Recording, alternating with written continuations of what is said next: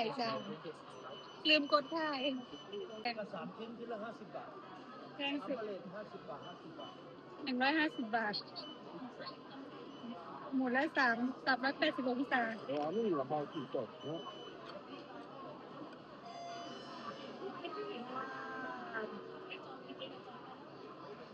เข้าปาก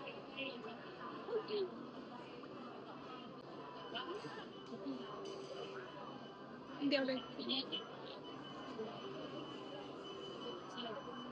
ไข่ปลาเปล่าปอกจับ